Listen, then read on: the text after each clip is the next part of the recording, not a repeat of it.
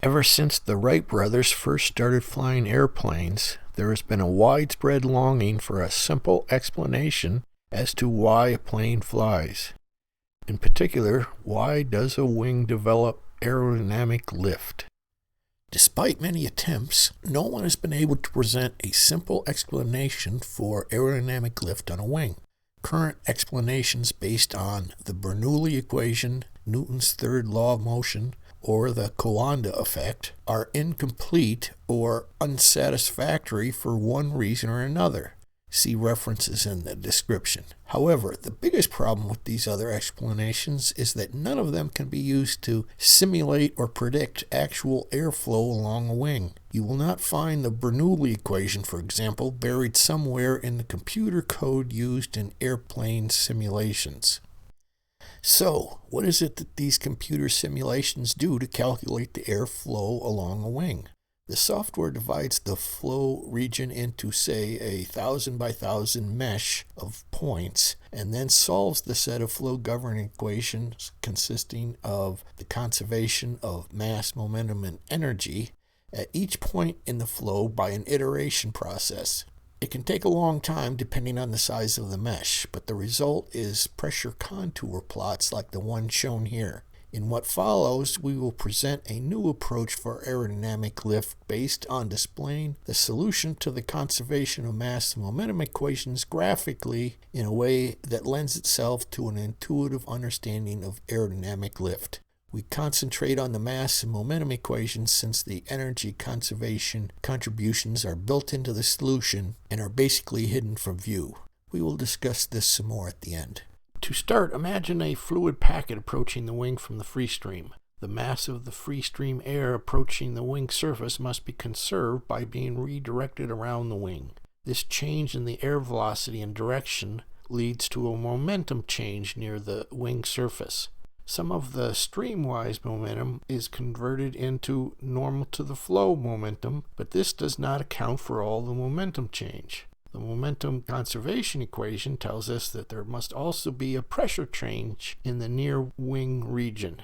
The pressure changes induced by momentum conservation provide the critical connection between the velocity and pressure fields that has been missing in previous aerodynamic lift explanations. Pressure contour graph pictured here is a simulation by Swanson and Langer of airflow approaching the wing at a 3-degree angle. The pressure buildup we observe in front of the wing makes sense. Trying to ram a thick object through air is going to result in a pressure resistance, which we call form drag. What produces aerodynamic lift is the pressure difference between the upper wing surface and the lower wing surface. Thus, our objective is to explain these dark blue areas above and below the wing by graphically demonstrating conservation of mass and momentum.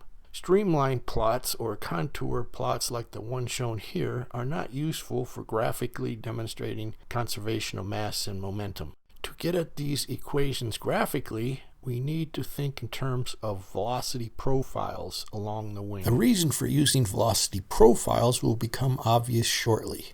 So what is a velocity profile? Assume you are sitting on a wing surface at a certain x position and you measure the velocity at a whole bunch of points in the y direction above and below the wing. If you plot out these velocities as a function of y, then the result is what's called the velocity profile. In order to see how the velocity is changing along the wing, we need to measure a bunch of velocity profiles at various x locations along the wing. So what does a velocity profile on a wing look like? Previously, I did a whole video on this subject. The link is in the description. I'll give a short version here, but if this is all new to you, you may want to look at that earlier video. Be forewarned, the velocity profile above a wing does not look like what all the fluid flow textbooks would have you believe. Most textbooks start by explaining flow over a thin flat plate, which is then transposed to the wing situation. So let's start there. Here's a cutaway drawing depicting the textbook version of 2D flow over a thin flat plate. Assume air velocity u0 flows from left to right over the plate. A velocity profile develops along the plate due to viscous friction. Viscosity causes the velocity at the plate wall to be zero, the so-called no-slip boundary condition. If we look in a direction normal to the plate, the velocity increases from zero until it reaches the free stream flow value u0. This forms the so-called boundary layer region. The boundary layer thickness, delta, is the point where the flow velocity essentially returns to the bulk flow value, here represented by the dashed line. The red line is the boundary layer velocity profile u, defined as the velocity at point x for all y. The textbook view for flow over a wing takes this thin plate boundary layer depiction and simply transposes it to the wing surface. Okay, so what is the problem? The problem is that this thin flat plate depiction is physically impossible. This velocity profile depiction does not correspond to reality. The problem has to do with momentum balance. Let me explain. Going back to the textbook depiction, what we see is that this small blue area represents lost momentum due to the presence of the boundary layer. We have to have conservation of momentum, so the question is, where did this lost momentum go?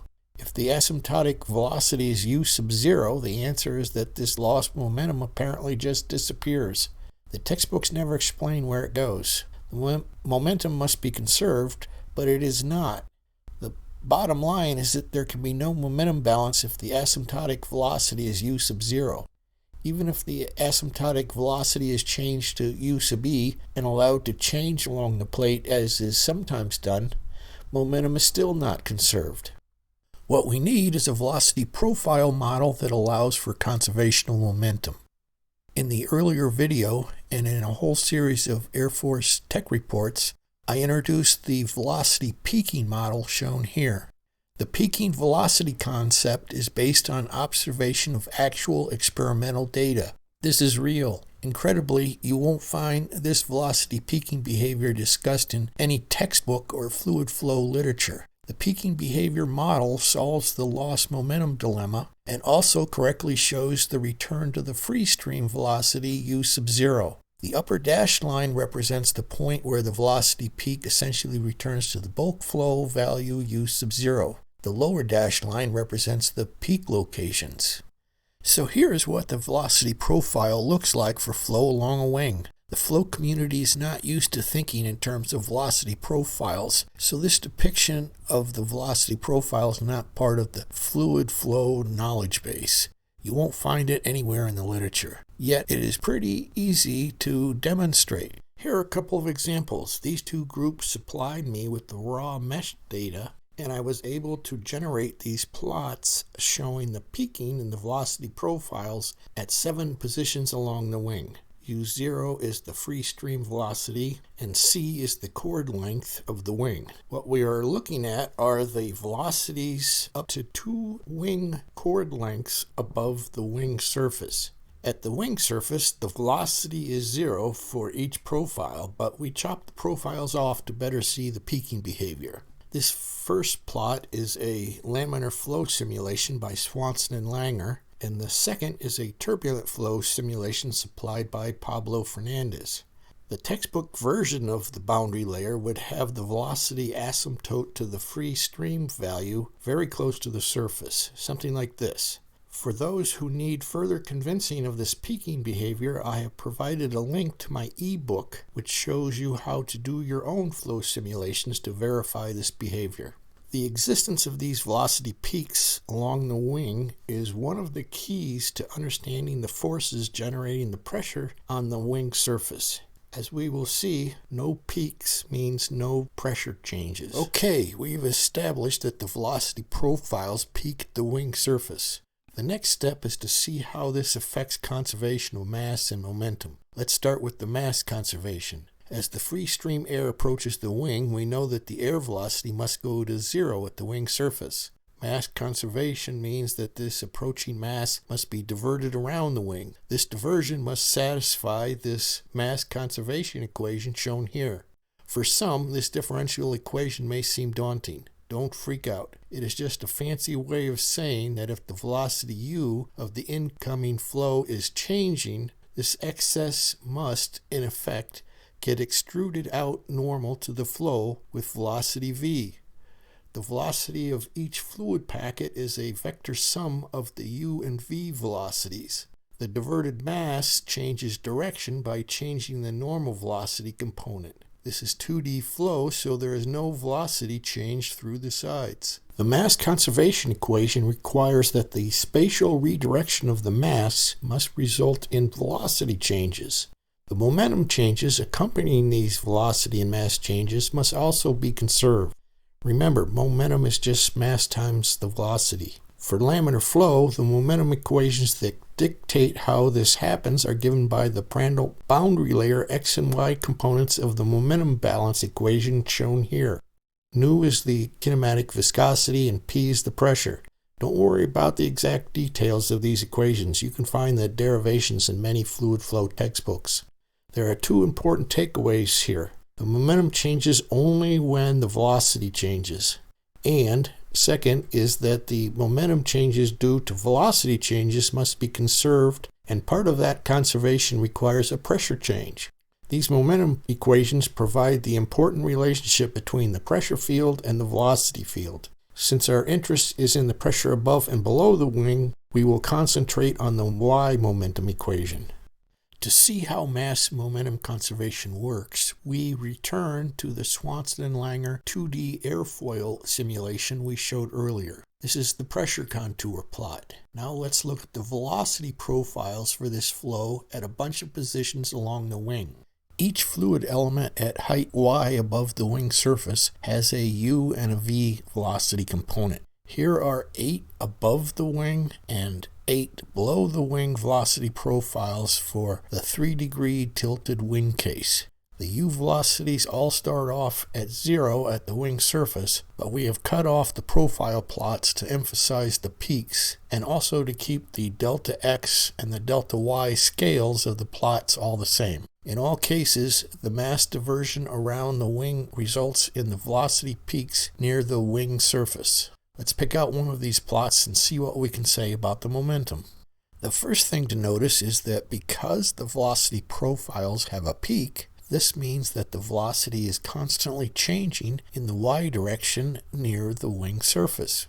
The next thing to notice is that the profiles are not identical at each x location. This means that the velocities are also changing in the x direction. The velocity plots showed both x and y velocity changes. Remember, momentum conservation equation only comes into play when there are velocity changes. The peak-related velocity changes mean that there must be momentum changes, which lead to pressure changes in the near wing region. This is what we've been looking for, a simple explanation for aerodynamic lift. It's due to momentum conservation.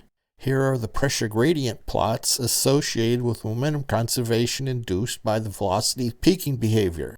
These plots are another way of showing the low pressure areas above and below the wing, like what we did with the pressure contour plots we showed earlier. It is evident that the area under the pressure gradient curves at most x locations above the wing is larger than that below the wing. Integrating dp dy gives the pressure difference between the wing surface and the free stream pressure. This means that the pressure above the wing will be lower than below the wing. Here is the actual normalized pressure difference above and below the wing along the wing surface. The net pressure above the wing is lower than below the wing. This is kind of exciting. I just showed you how a wing generates lift. The net pressure difference times the wing area is the aerodynamic lift force. Okay, a final word about the conservation of energy contributions. The energy contributions are largely hidden in our explanation of aerodynamic lift. Where it does show up is in the location of the velocity peaks and why the pressure is minimized at the wing surface. These two facts must be explained in terms of the flow wanting to be in a minimum energy state. Okay, now for a quick summary. The new aerodynamic lift explanation is based on the actual equations used in computers to simulate fluid flow, the conservation of mass and momentum equations. The momentum conservation equation provides the critical relationship between the velocity and pressure fields. By paying attention to the velocity profiles and their peaking behavior, we found areas of momentum change that lead to pressure changes. Okay, that's it. The results presented here are available as a PDF document. See the link in the description. Thanks for tuning in.